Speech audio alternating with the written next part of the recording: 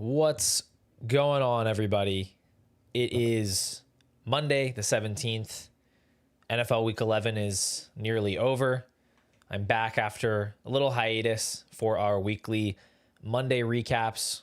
We can talk about all the biggest risers and fallers, share some interesting data. We'll get back to the any second round pick list, but I'm happy to be back. I see a few people in the chat. Some members here, Lee and Carlo, are ready to rock. Unicorn Cupcakes is here to complain about Brian Thomas, who didn't even play this week. Although I would have appreciated it if he had. It's been a rough season for Mr. Brian Thomas. One of our long-term members, Senior Hyde, is here. Hope you're getting some sleep. Honestly, my son is an amazing sleeper so far. We'll see.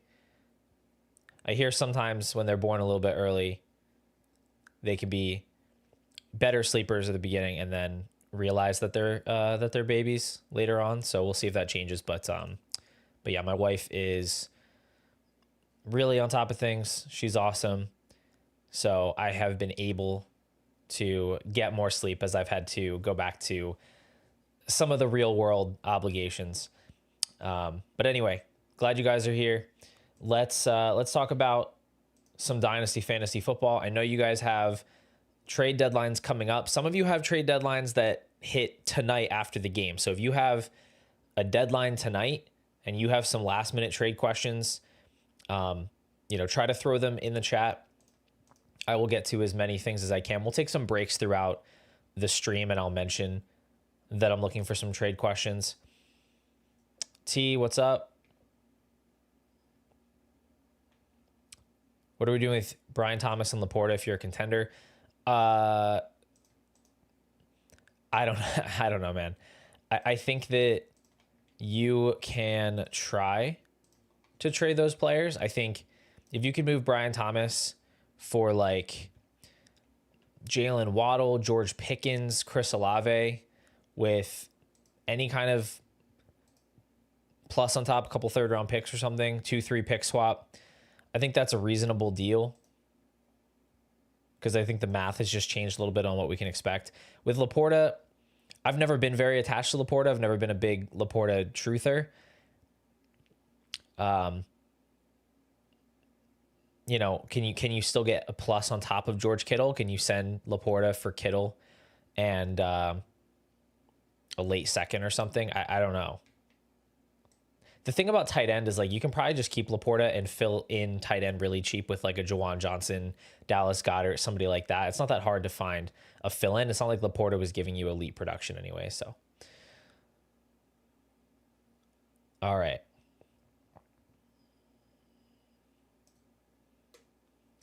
Now the questions are coming in. I'll hit a couple of these before we get into the data drop. I appreciate the well wishes as well from everybody in the chat that's saying congrats and asking about the baby. The baby's doing good. He's awesome. Super happy and healthy. Hoping to lock up a reliable flex option for the playoff push before the deadline. Somebody to buy for a second or 2 seconds. I like Stephon Diggs. He just had a big game, so that's kind of a tough ask. But I would definitely like Diggs. I'd be willing to send a second for Rico Dowdle, Travis Etienne. It's tough because really the guys that are available, it's just a matter of who's on a team that's not really making the playoff push. If it's a later second, I think Alec Pierce is a name that maybe is more gettable. DeAndre Swift coming off a bad game. I don't like his playoff schedule, but I think if you need a guy, you can flex late second round pick. I think that's totally reasonable. So those are some names. Is Gainwell worth more than I think because he's Arthur Smith's love child? I think if Warren is healthy, he's more just a thorn in the side. Like you're not going to be able to predict when the good games are. In a best ball league, he's a little more interesting. If Warren misses time, it seems like they hate Caleb Johnson so much that you'd be able to play Gainwell. So I think like as a pure handcuff, he has some value. I'm hopeful that Warren is fine. He's like, I think he said he could go back. He could have gone back in the game. So I'm hoping he plays next week, but the usage has been really frustrating and just like unpredictable. Like, I'm not saying Jalen Warren has to get all the touches. I understand why they'd want to get someone else involved. I just don't know why there's no rhyme or reason to it, and why they don't want to use Warren more in the passing game when he is a very good pass catcher. Like, Gainwell is not like some tremendously better pass catcher. Okay, this sucks. Can we get some verification on this? Jamar Chase just got suspended for a game.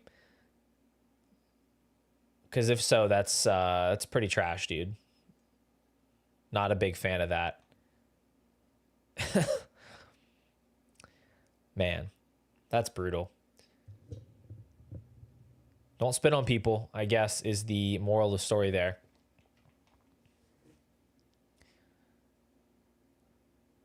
All right. We're going to jump into the data drop. So this recap, I like to try to keep it fairly organized. We got a couple different segments to get to. The data drop is just about some players that I'm not necessarily going to put in the risers and fallers category, but just some interesting information, try to give my dynasty take on it. And then we'll get into the any second list, which are players that I would be looking to sell for any second round rookie pick. And then we'll get into the risers and the fallers, which is really the bulk of the show. If you are watching this stream and you want to support the channel, hit the like button down below. If you're not subscribed, go ahead and get subscribed, and the membership link is pinned in the chat if you want to check out the membership options, like getting my full dynasty rankings that are updated every single week. Haven't missed a single week, even with the baby. We got them updated for week 10. They're updated for week 11. Private weekly live streams here on YouTube, as well as the private Discord channels. So let's go over to the data drop. I've got a couple tweets for you. I like to just collect these from some of my favorite analysts. Ryan Heath, Jacob Gibbs, definitely up there. They know how to find the good stuff. We have one here about Woody Marks, who maintained his stranglehold on the Texans backfield for the second game in a row. He only scored 6.1 fantasy points. He only had 2.4 yards per carry, but he set new season high in carry share in back-to-back weeks. He has all 6 backfield touches inside the 10 during these 2 weeks. So he has taken over the backfield. Nick Chubb is, pretty much dust at this point. If you could trade him for anything, you should. I don't think you're going to get anything. But Woody Marks is very much the workhorse for the Texans. Now, I think that you can take this a couple different ways. I'm not of the opinion that Woody Marks is very good. I didn't think he was a very notable prospect. He wasn't really on my radar. He's a very old prospect. He wasn't a particularly effective rusher in college. So when you have a day 3 back, and I understand he was an early day 3 back, the Texans technically traded a 3rd round pick for him. But when you have a running back drafted in the 4th round, older player who is getting usage right now, usable production, I think you can ride it out with that player and you can start them. And I think that's probably the right move for Woody Marks right now, because his value has not risen tremendously to this point. But if we were to get to a point where, like Dameon Pierce a couple years ago on this same team, he was starting to get into that like very early second, even late first conversation, that's where I would look to cash out, because I just don't have enough conviction in the talent and the long-term value of this player to turn down, a more sure thing with the picks. So that's just, I think right now he's actually more of a buy than a sell, because again, I don't think his value has really caught up to the usage. But I do think the tide could turn quickly if he puts a couple good games together. So just a guy to keep an eye on either way. And then looking at Stephon Diggs, certainly not a rookie. He has played extremely well in 2025, according to Jacob Gibbs here, but he's had a limited role. And I think I've touched on this a couple times, that he hasn't been running full route shares throughout the season. He obviously had that ACL tear last year in week 8. He's an older player, but in week 11, he ran 89% of the routes. That's up from his 68% overall route share. And in week 11, 33% target share, 9 receptions on 12 targets, season high in air yards. Now, he played the Jets, so, let's let's be reasonable about this, right? He had a great game against the Jets. They traded Sauce Gardner. They traded Quentin Williams. Like, that defense is decimated. But Drake May is playing incredible football, as good as any other quarterback in the league. And there's no other huge target earner on this team. Like, there are guys that play a role that are helpful. Hunter Henry, Demario Douglas mixes in. Mac Hollins has been serviceable. Kayshon Boutte, when he's in, he's been a nice deep threat. Down to down, Stephon Diggs is clearly the top target for this team. And just maybe a guy that you can still buy on contenders that could be a big contributor down the stretch. Just for reference, where I have him sitting in my rankings, I have him ahead of Cortland Sutton in Dynasty. I have him ahead of Terry McLaurin, ahead of Brandon Ayuk, ahead of Khalil Shakir. I don't know where the market is on him exactly, but I doubt it's impossible that you could swap some of those names for Stephon Diggs. So just wanted to throw his name out there. And then the last little bit of data here that I wanted to touch on is about Puka Nacua, because we have to talk about this 13 personnel stuff. If you have not been paying attention, the Rams over the past 3 weeks have been, I believe the last 3 weeks, I believe it is, have been running a ton of 13 personnel, 3 tight ends on the field, 1 wide receiver. And they've been getting a ton of efficient passing out of this because they're forcing opposing defenses into base personnel. And, Sean McVay is a genius, blah, blah, blah. We know all this.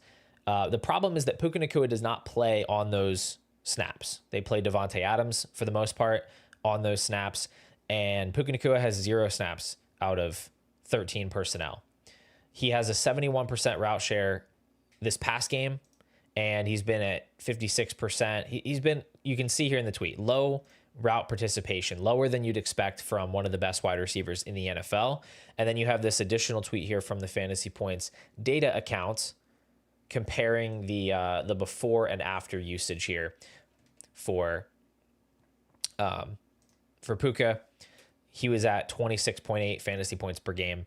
Before that, wide receiver 1, he's at 18.5 fantasy points per game since. So what are we supposed to make of this? Is Puka Nacua just a part-time player now? Is he just absolutely cooked? I don't think so, personally. I don't think so. I moved him down the tiniest little bit in my Dynasty rankings. I think this is not that big of a deal, to be honest. I think that we can probably take the outcome off the table where he scores over 25 fantasy points per game the rest of the season and just absolutely smashes the field. But this is still a 3-game sample. And I think the talent is just so much more important to keep in mind when we're talking about Dynasty. He ran 19 routes this past game on 28 dropbacks. Adams ran 25 routes. So Adams ran 6 more routes than him. But I think the bigger key there is only 28 dropbacks. This was not a pass-heavy game script. This was not a very competitive game. The Rams were ahead. Darnold threw 4 picks. Like, that's the bigger question here. You still look at Puka Nacua on his reduced route share. He was targeted on 42% of his routes. He had 50% of the Rams' total receiving yards, and he had 18 rushing yards. So do I wish he was running all the routes? Would that raise his ceiling a little bit? Absolutely. But it's not, you can't just go and look at the track record of wide receivers running 75% of routes and say, oh, there's no precedent for a guy to score this many points. This offense is still designed around him in the passing game, and he is so often featured on his actual routes that he can still get there and easily be a top 5 wide receiver the rest of the season, even on this reduced usage. So I would take JSN, I would take Jamar Chase rest of season. And then I think it's a real question with him, CeeDee Lamb. If you say you want to take CeeDee Lamb over him rest of the season, I understand that. If you say you want Rashee Rice, I think I could understand that. I don't think there are any other wide receivers, especially with London banged up now, that I would want over Puka Nacua. And again, this personnel usage could change. Like different game plans against different defenses could change. It would not surprise me if we came out against a different opponent and Puka ran 90% of the routes, or we get closer to the playoffs and he's healthier and he's running all the routes. I'm just going to lean on the talent here, and I don't think this is a time to panic. If somebody is this in the weeds with the data and they are panicking, I would be much more inclined to go out and buy him, because he's just such a good player. Just really, really one of the best wide receivers in the league. So, okay. Sounds good. That's the Puka Nacua situation. Before anybody asks me about injuries, I don't know much of anything about injury situations. I feel like we don't have a lot of clarity. We'll talk about the guys that we know for sure what's going on. But like, I don't know how long Drake London's going to be out. I have no idea. He's going to be out this week. I'm hoping he's back the next week, but the Falcons have nothing to play for. Penix is out. I don't really know why they'd bring him back that quickly. My gut feel is that he's out at least like 3 weeks. Maybe he comes back for the fantasy playoffs. I'm not really sure. But, yeah. What would you do with Daniels on a contender? Wait for teams to fall out of the playoffs? I mean, I don't think you need to do anything with Daniels. I think you just go find a different quarterback for now. There's a lot of quarterbacks that are popping up that you can play. Jacoby Brissett is absolutely my favorite target if you can get him. I'd happily send a third-round pick for Jacoby Brissett if you need a quarterback for now. The guy has put up over 20 fantasy points in every single start. He's just automatic right now. He's figured something out. He's not necessarily playing winning football, but he's absolutely playing fantasy friendly football. It's very like Jameis Winston-esque in the way that he's getting there. And I would definitely, I would take Jacoby Brissett, but you're saying here he was already bought for a 2 and a 4. That's a pretty high price. Kind of surprised that somebody paid that much. Kirk Cousins and Tyrod Taylor just became starting quarterbacks, so you could go really cheap with one of those guys. I just wouldn't want to move Daniels at like a low value point. I would rather go and find kind of a Band-Aid solution elsewhere, especially because there's a non-zero chance that Daniels could be back after the Week 12 bye. That's the team saying that's possible. They haven't made any indications they're going to shut him down. They haven't put him on IR. So,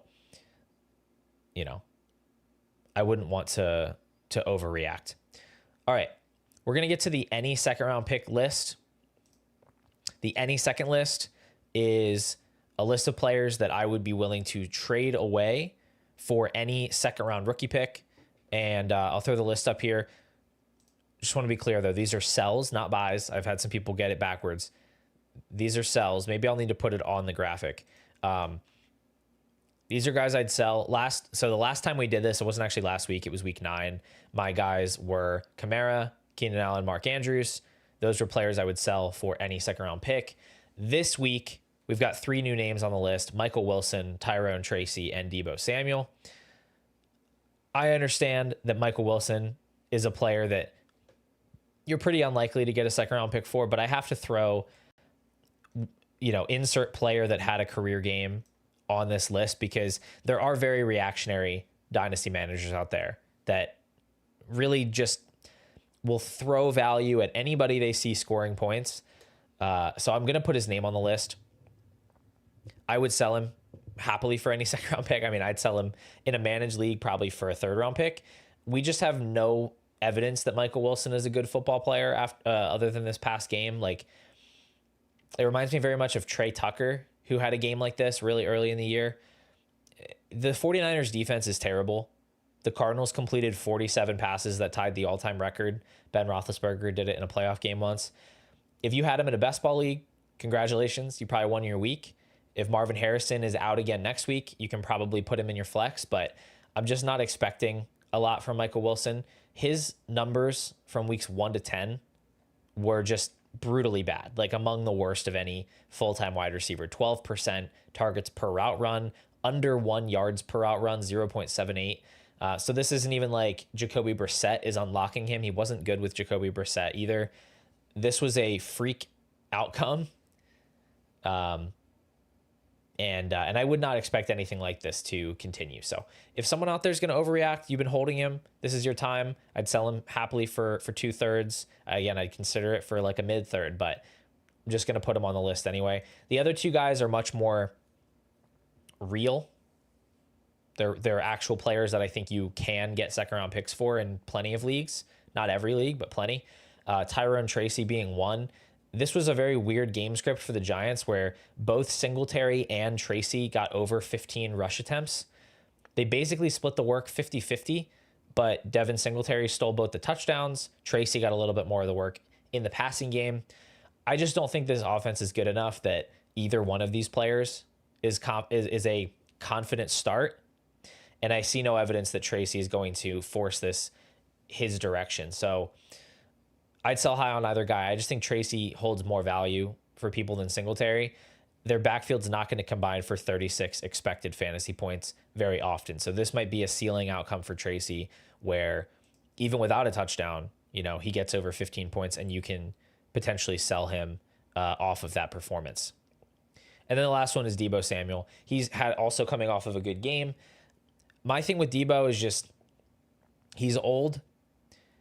I don't think he's particularly good at many things anymore. He's just good at getting these like manufactured touches and creating a little bit of yards after catch. And this offense is so devoid of playmakers that they have to kind of build the passing game out of that.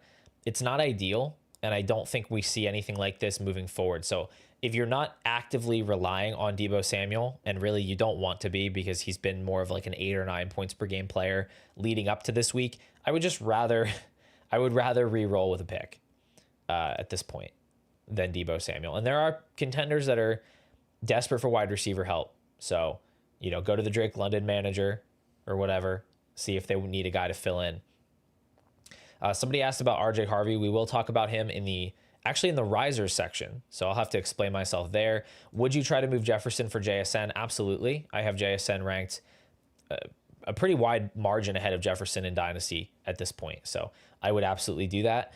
London or Igbuka rest of season. I'm going to have to go Igbuka because London is week to week with the same type of injury that we saw sideline Brock Bowers, Ricky Pearsall. I have no idea when he's going to be ready to go. So I've moved McMillan and Igbuka ahead of London in my Dynasty rankings, and I would take both of them, I guess, over London the rest of the season. I think it's just very risky with London at this point where he could get shut down. He could absolutely get shut down. So it's concerning. All right. Turn Dog Golf Podcast is here to flex on all of us. I traded Gadsden for 3 first-round picks for my rebuild. Yeah, I mean, that's ridiculous. That's like what like Trey McBride is worth. Like, I don't know, why would someone trade you 3 first-round picks for Aronde Gadsden?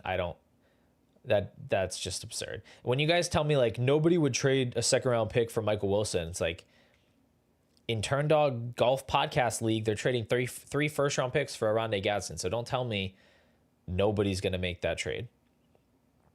All right. Let's continue here from the any second list.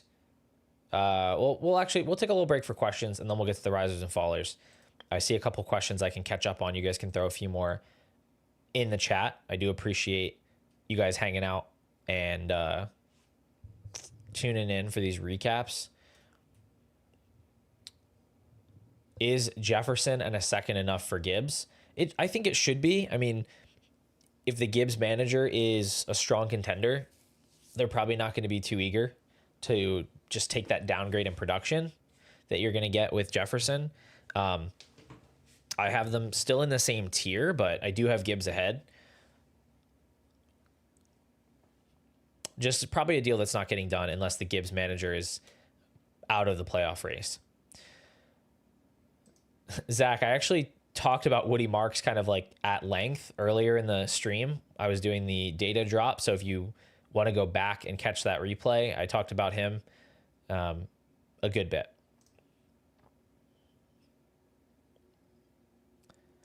Adunze plus Kraft or 2026 101. I would take the 101 quite easily. Jacobs owner, Michael Wilson or Emmanuel Wilson straight up. Emmanuel Wilson for sure. Got offered Algier, 2 seconds and a third for Harvey. Taking it or not? Yeah, I would take that. Thoughts on what to do with JCM? What can you do with JCM at this point? What are your options? Because like nobody's buying him for the most part. Nobody's giving you a second round pick.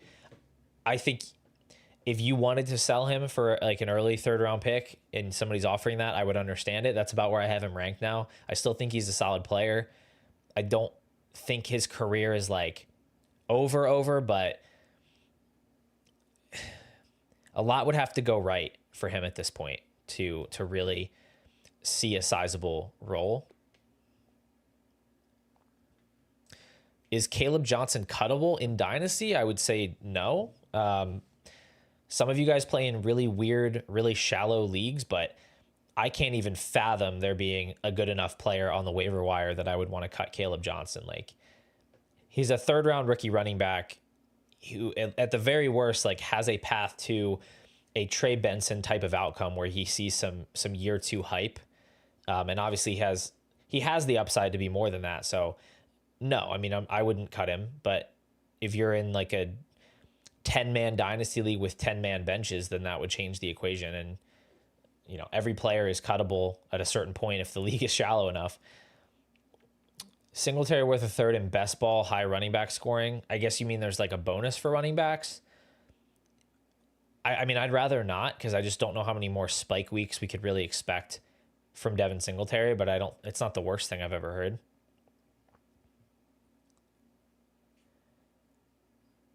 Garrett Wilson for Burden and a late 2027 first.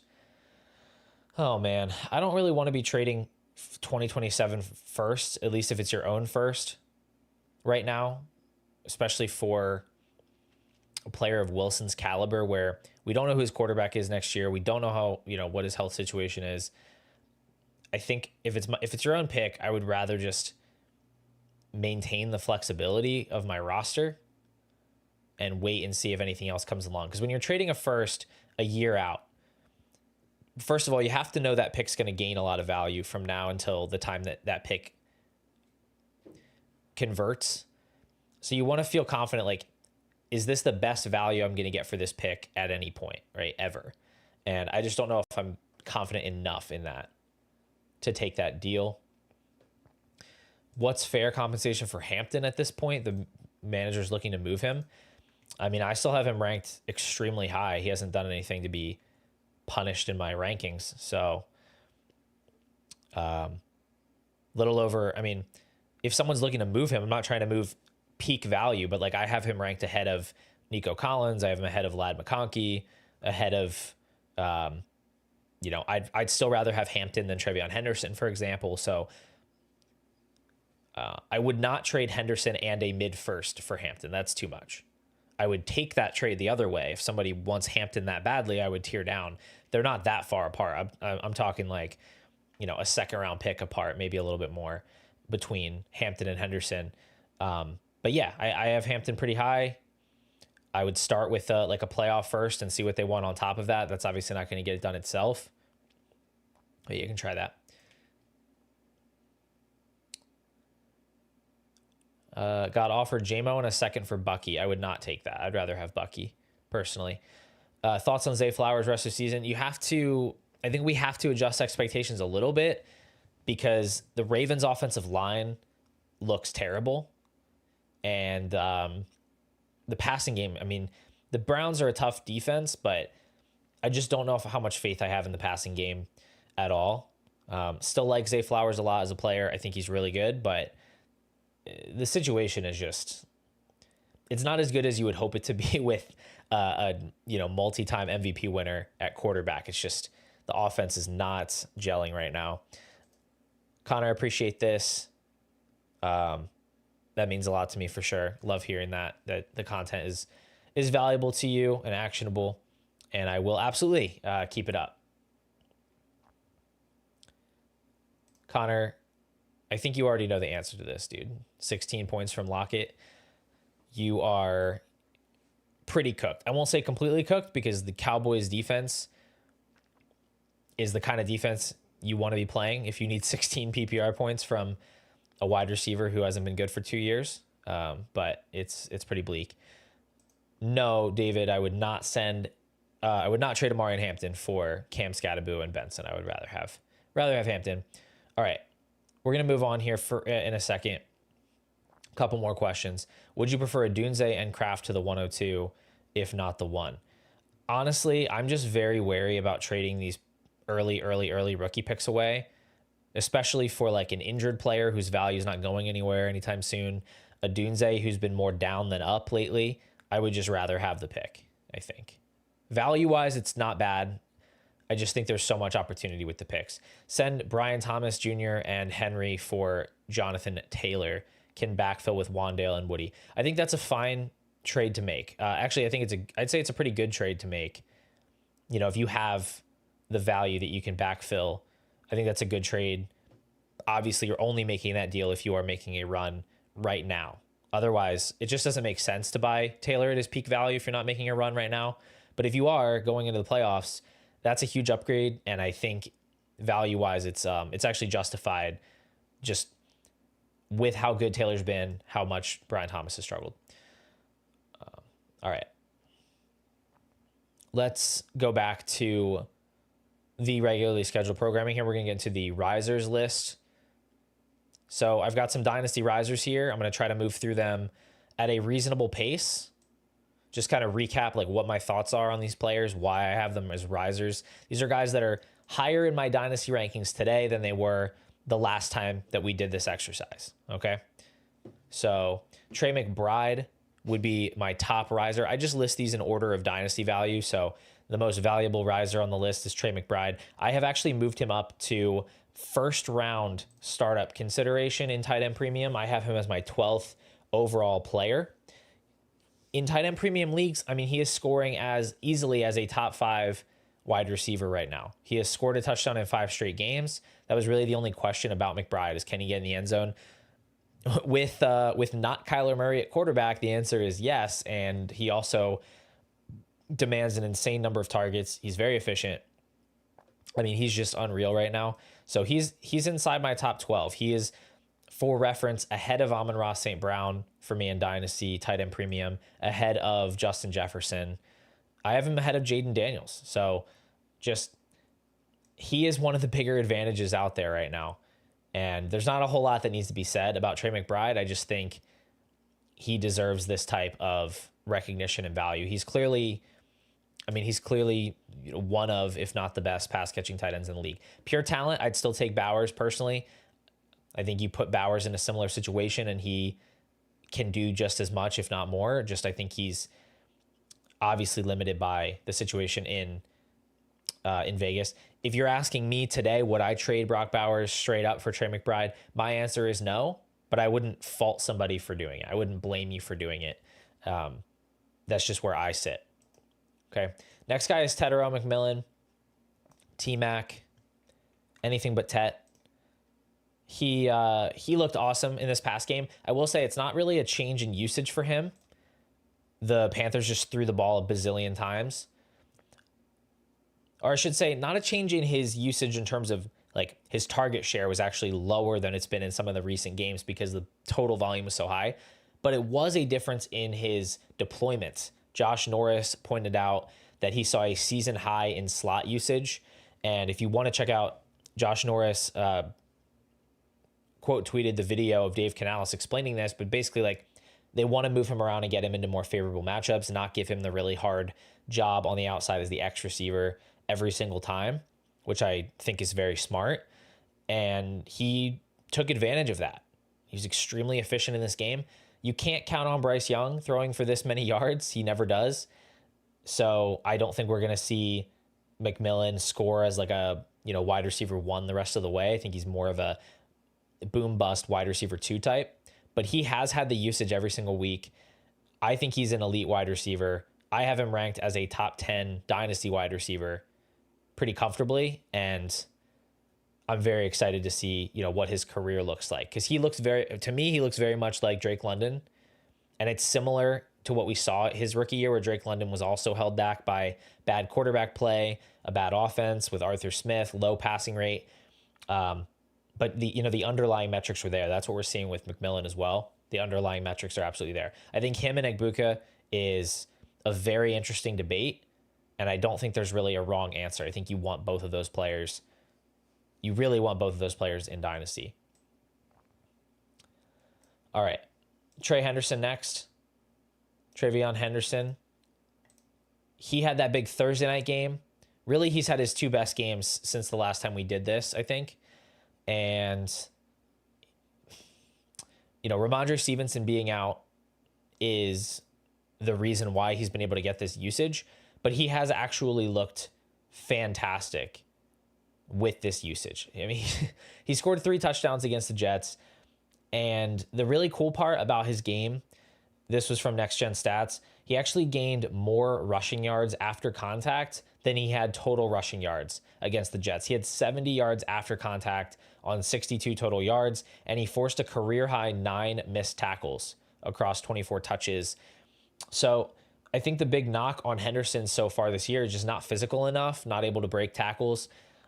I really think that it's important that he's able to do that. He doesn't have to be the best in the league at it. He doesn't have to be Derrick Henry, but you have to be able to, be elusive, force missed tackles, and get yards after contact. He did show that ability, and I do think the game is slowing down for him. Some of the runs against the Jets just were much, much better.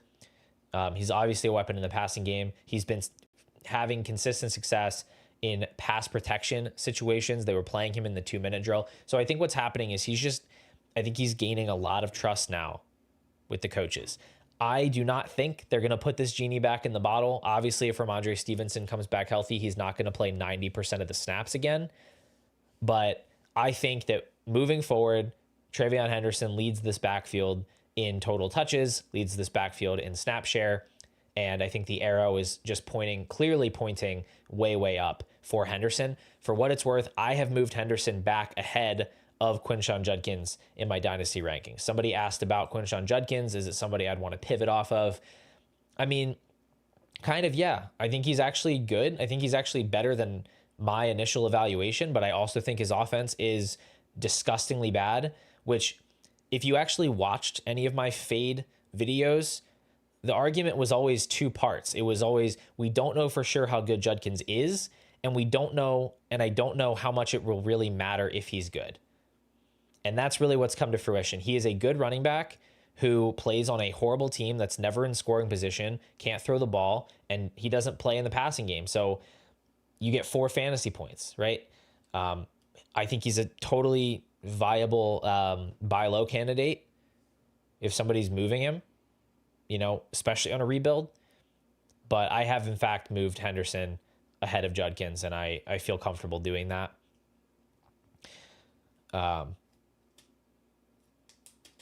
Next riser, we got a handful of rookies here. Luther Burden is the next one. Did not light up the box score this week after I called him a buy. However, he has that's not how you say that word. He has officially stolen that wide receiver 3 job from Olamide Zaccheaus.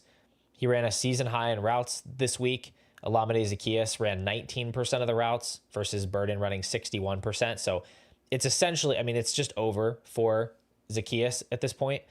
Luther Burden had 5 targets. That was only 1 away from tying the team lead with Rome Odunze. 23% targets per outrun. Not a huge game for him, but the increasing role is what I like to see. And again, I believe in the talent.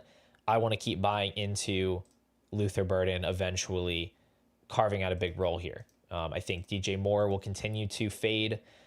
I think Burden's route share can continue to increase. And, we'll see what happens between Rome, Loveland, and Burden long term. But I don't think that the book is written on that group of guys. All right. Then we have RJ Harvey.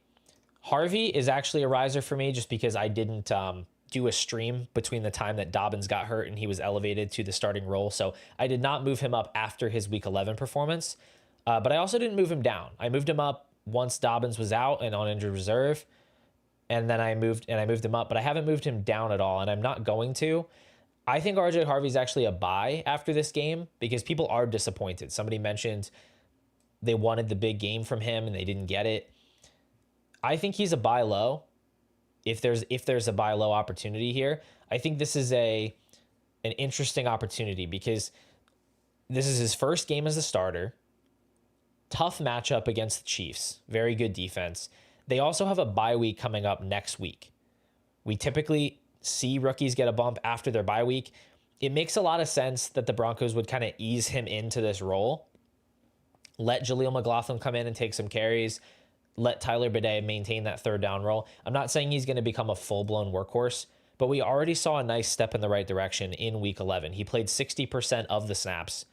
He had 11 of 17 carries. He had an 8% target share. He ran the most routes on the team by far. Like, that's already at least like a running back 2 type of workload. Like, if all you knew was 60% of snaps, whatever, 65% of the carries, 8% target share, that's like the running back, 19 or 20 on the week. And that can increase. Absolutely can increase after the week 12 bye. So I think there's a potential bump. And then also 2 easy matchups coming out of the bye against the Commanders and the Raiders. So if somebody's frustrated with Harvey, go send a cheap offer. Worst they can say is no. If you can hold him through the bye, you could get 2 big games out of him. And then if you don't even really like him that much as a player, you'll probably flip him. You'll probably get a first-round pick for him if he comes out and has a couple good games. Troy Franklin, another Bronco, is my other riser. I think I've just been a little bit too slow to adapt to Troy Franklin. I've been trying to move him up a little bit, and I've been so anchored against Franklin as a round 4 pick, did basically nothing as a rookie. I've really struggled to get on board with that type of a profile, but you have to come around at this point. He is the number 1 target for this team. He's been running full-time routes since basically week 2. He has out-targeted Cortland Sutton in the majority of the games that they've played together. He did it again this week, led the team in yards as well.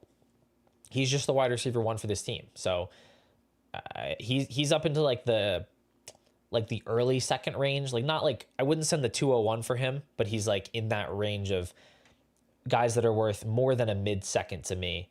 And I think he's really growing that role. And then, not on the list today, but Pat Bryant is clearly the 3rd wide receiver now for this team, 3rd round rookie, not Marvin Mims. Marvin Mims is done. He's always been a gadget player. He is now going to get gadget player type of snap share, and Pat Bryant is running as the 3rd wide receiver. All right. Let's continue here. Baishal Tutin, riser. This was so frustrating, man. I really, really hope Baishal Tutin's injury that he suffered is not a big deal, because he was having an awesome game. He said he was good after the game. That doesn't necessarily mean that it's a lock that he's okay, but I hope he doesn't miss any time, because he actually was out carrying Travis Etienne against the Chargers before he suffered that ankle injury. He had a touchdown as well. He was running extremely well. And I don't know that it was a full changing of the guard that was happening, but we were witnessing a full-on split, 50-50 type of split. And you just, when you see a rookie forcing an incumbent into a 50-50 split, that's typically not something that just levels out. There's typically a flippening that's happening, where it's like 2 ships passing in the night. Once the rookie has done enough to pull level with the veteran, they typically just pull out ahead of them and kind of run away with things. And I feel like that's what we were witnessing. Who knows how much this potential injury could set that back. But regardless, he's just a very exciting player that I still want to be invested in, because there's so many ways this can play out. Like, he could be fine and he could legitimately take over the backfield at the end of this season. He could just be in a split the rest of the way and show a lot of potential, and they could let Etienne walk to another team and they could just make Tutin the starter. Travis Etienne could get injured. That's not impossible either. If Tutin's okay, any given week, the other running back could get hurt, and then there'd be a ton of upside there. So this backfield is producing a ton of expected fantasy points. It's one of like the top 5 backfields, which is part of why I was high on this guy the whole time, is that Liam Cohn did this in Tampa Bay. His backfield was super fantasy friendly. There was just a lot of usage for the running backs, And we're seeing that in Jacksonville. So I want to, if he's hurt though, Travis Etienne becomes a very, very high upside asset for the rest of the season. All right. Then we have Alec Pierce, a couple guys left in the risers. Alec Pierce, again, another player I've been sleeping on. If you look up the list of who is top 12, top 15 in receiving yards per game this year, it's like a bunch of superstar players that you would obviously expect to be there. And then it's Alec Pierce sitting at like 11 or 12. It really sneaks up on you because he wasn't scoring any touchdowns, so his fantasy output wasn't quite there, but he's been awesome. He's also, I think, one of 8 wide receivers that is averaging over 2 yards per route run against man and zone coverage. So, like, no matter how you slice it, he's just genuinely been awesome this year. He is actually outproducing, or at least his usage has been better than Michael Pittman's over the last month or so.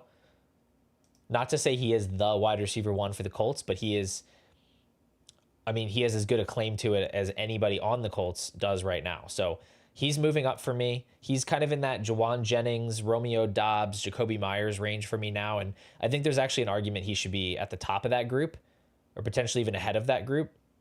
And he's going to get a huge contract this offseason. I don't know if it's going to be with the Colts or someone else, but he's going to get a huge contract. And then Aaron Jones, not much to say here, but at a time of year where we really do need running back production, he has absolutely shoved Jordan Mason in a locker. He had almost 17 expected points against the Bears. Jordan Mason was at like 3. He's getting a couple empty calorie carries, and otherwise it's all Aaron Jones. He's getting the routes. He's getting the targets, obviously. Mason got a touchdown. It wasn't even from the goal line. It was like a longer run. So Jones is the clear starter for this team. And he's a guy you could try to buy low on if you really, really need running back help. He only put up 10 points this week. I think you can get him for, late second value. So maybe like a third. Can you send a 3rd round pick and Michael Wilson for him? I think that gets done in some leagues. Austin, what's up? I see you there in the chat. All right, guys, we're going to move over to the fallers in a second. Let me try to catch up a bit on some messages. I'm not going to get to all these things, unfortunately. We will talk about Michael Penix. Would I trade CJ Stroud for Daniel Jones plus? Absolutely. I wouldn't need that huge of a plus. I don't have them that far apart.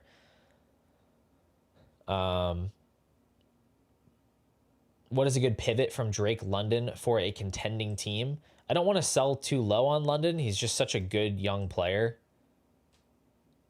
If you could somehow move him for someone like Igbuka or McMillan, I think that's reasonable. If you could send London with a little something on top for Rashee Rice, I'd love to do that. You could definitely look at like Devon Achane,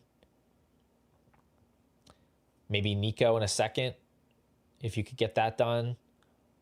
But yeah, I mean, I'd like to be careful about moving Drake London. I'd rather keep the scarce elite asset and actually send some other pieces for a productive asset if I need to.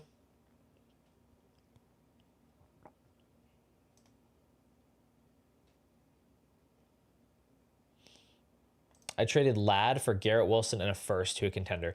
Yeah, some of the trades that I see, win now trades that I see in leagues that are not my leagues, are truly mind-boggling to me. Like I wouldn't even have the thought to send a trade like that in a league that I'm in. So the fact that that trade was able to get done is truly wild to me.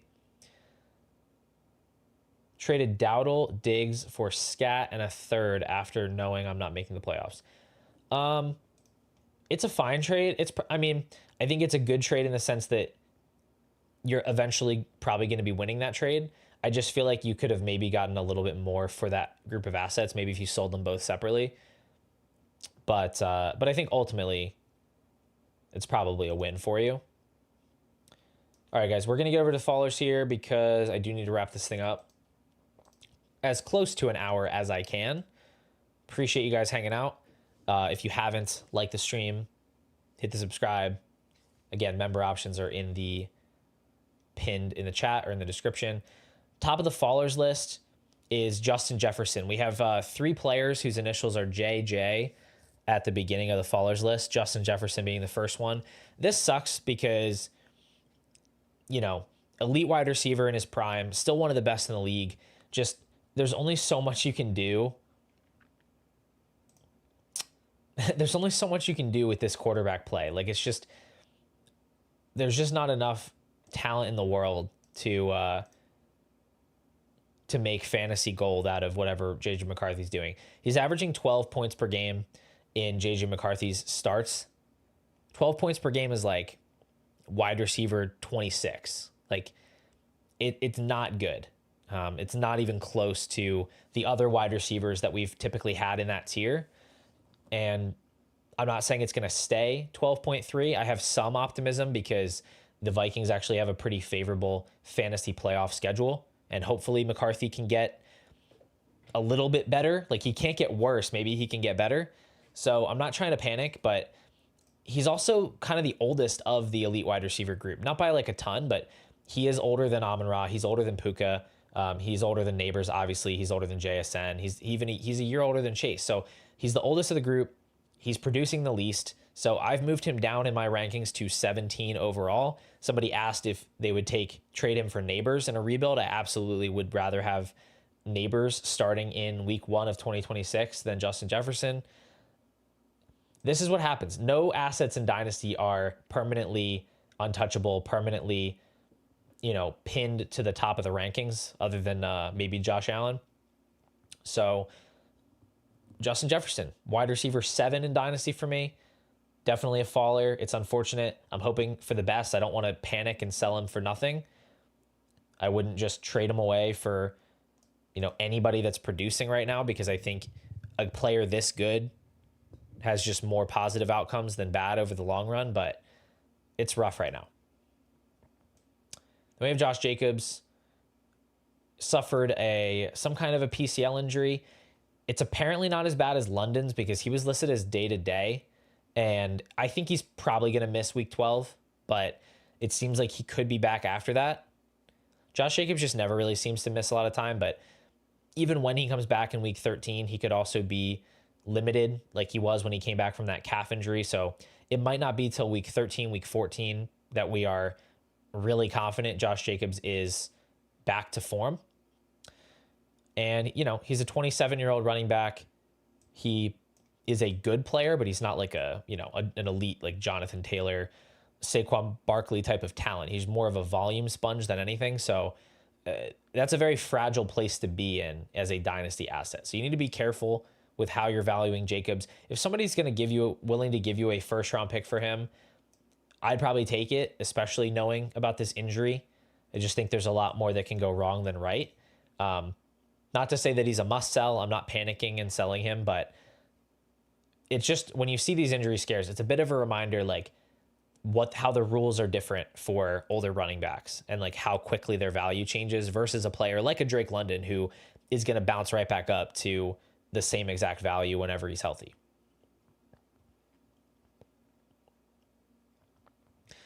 Then we have JJ McCarthy. And I mean, what do I need to say about JJ McCarthy? I mean, he's just so unbelievably bad. I don't know how to explain it. I don't want to hear anybody coming to his defense and saying it's not that bad, or people are being overly critical. Like, it's really bad. And he has a really, really strong supporting cast. He has Justin Jefferson. He has Jordan Addison. He has Kevin O'Connell as his coach. It's just really, really hard to watch. Ryan Heath tweeted out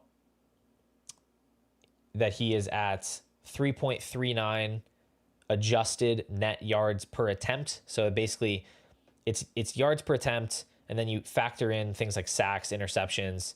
It tries to quantify, what you're contributing per play. The only quarterbacks since 2010 who have been worse over their first 5 games are Ryan Lindley, Dorian Thompson-Robinson, Dwayne Haskins, Deshaun Kaiser, Josh Allen, Kenny Pickett, and Zach Wilson. And, whenever Josh Allen is the player that people are running to comp you to after 5 games, it's not good. It's not where you want to be as a quarterback. So, obviously, the book is not completely written on his career, but I have moved him down. You have to have some level of, you have to understand the level of risk there with JJ McCarthy. So I've got him in like the early second round pick range. I would absolutely trade him for a first if anybody wants to give one up. I would be happy to move him on a contending team. If you need somebody like George Kittle, I'd be fine with that. I'd rather have Cam Scatterbo in Dynasty, to be honest. So yeah, it's rough. Other players ahead of him, like I'd rather have Kyler Murray, because at least I feel more confident that he's just a starting caliber quarterback. I'd rather have RJ Harvey. I'd rather have Jameson Williams. So it's hard. Matthew Golden is also a faller. He was back from his injury. He barely ran any routes. He barely did anything in the box score, and this just continues to be a trend with him. I understand rookies take time, but he's had a bigger role than Luther Burden. He's had a bigger role than Jaden Higgins, Jalen Knoll. He's not doing anything with it. He's not earning targets. He's had some games where you see some flashes and he gets like overthrown on a deep ball. I'm really struggling to see this guy blossoming into a really high volume wide receiver. It feels like we're hoping at this point that he can be, Christian Watson or something. Like he can be a big play threat. And I don't know. I just haven't seen enough. I wasn't enamored with him as a prospect. So it's really rough. It's really rough for Matthew Golden. Michael Penix is next. He's out for the season. It would seem he has like a partially torn ACL, and that's really bad because he's already torn his ACL twice. So I don't think it's a guarantee that we ever see Michael Penix as a week 1 starter again. I don't know exactly what the Falcons are going to do. It's absolutely insane that they traded their first round pick away to roll with this guy that was so unproven. I apologize if you are a Falcons fan. It really sucks that you don't have a first round pick. It would be great if you could just go and try to find a quarterback, but I don't know what the plan is. Go trade for Kyler Murray, trade for Tua, bring in Geno if he gets cut. Like I really don't know what this team's plan is at quarterback, but I don't know for sure that it's going to be Michael Penix. I have him in kind of the late second round range, so like I can understand taking a shot on him. I honestly might move him down further, but I'd rather have any kind of like a wide receiver 2, running back 2 type of player over him at this point. It's brutal. Like, Michael Penix or DJ Moore is kind of where I'm sitting here in the rankings. Like a wide receiver you don't want to start or a quarterback who might never play again. I don't know. One of those two. Ja'Cory Krosky-Merritt, we already talked about him a little bit. He has been usurped by Chris Rodriguez. This is really weird to me. Like it seemed like JCM kind of won the war when he had that one really big game and he looked good. He was explosive early in the year, and then he had this long stretch of just plotting, no breakaway runs. And I was just like, okay, well, the offense is bad. They're always behind, whatever. And then all of a sudden, Rodriguez comes back. He starts averaging more yards per carry. He's more efficient. And then they just go ahead and make him the starter. And I'm not blaming anybody. I understand he was performing better. It's just really weird how it played out. So I've obviously moved JCM down. He's not guaranteed anything as a 7th round rookie, and he's an older player too, just like Woody Marks. So you can't be investing anything more than like a 3rd round pick into Ja'Cory Krosky-Merritt at this point, which is a bummer. Jordan Mason, like I said earlier with Aaron Jones, he's been totally relegated. He is not a player you want to start at all. He's just a handcuff now. Like he's nothing else. And even as a handcuff, he is a non-pass catching handcuff on a pretty mediocre offense. So nothing exciting there. And then we'll wrap this thing up with Aaron Rodgers, who apparently broke his wrist, but also might play. It's not his throwing wrist, so it's more a matter of like, can he handle snaps? He already doesn't really let himself get hit anyway. So I don't know how much time he'll miss. They said there's a chance he plays this week. That would really surprise me. But he might be back sooner than later. Not that he's a great starter, but it's at least a guy you have as a QB3 option that you can start if there's an injury or there's a bye week. So it's not ideal if you are relying on Rodgers, but hopefully he's all right. He's probably got about 6 or 7 weeks left of relevance in his fantasy football career. So we'll see how many of those he plays. But yeah, that's the fallers list. Would I trade 2 third-round picks for Derrick Henry? Absolutely. I don't know I don't know what kind of league you're getting that deal in. That's a fire sale if I've ever seen one. Yes, I would pay 2/3. I mean, I think there's a very good chance he carries more value than that into next year easily. So yeah, you get the production this year for free, basically. That's an easy call. This one's less of an easy call. Jacobs plus 2 firsts for Gibbs. I mean, that's a hard deal to make on most rosters. If you have like a really good team around, if you would have a really good team around Gibbs, you have a high value team with some young players. Honestly, I could see that kind of a move. Like that's the kind of all in move that I'm typically okay with if you're getting a young, scarce elite asset in return. And you're also moving off of some risk, some downside risk in Josh Jacobs. So I don't hate it.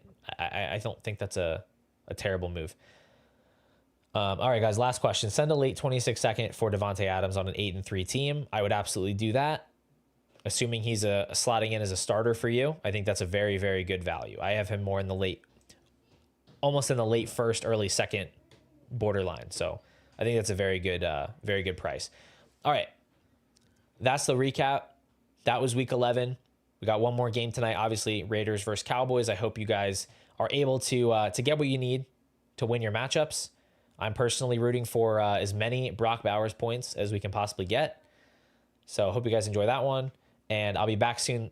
I'll be back later this week with a video talking all about trade deadline strategy. So if your trade deadline is not passed, make sure you tune into that one. It'll be more strategy focused and less player focused this week. And just talking about the types of deals you want to be looking for, how much value do you want to put into this season, all that kind of stuff. So keep an eye out for that. And I'll talk to you guys soon.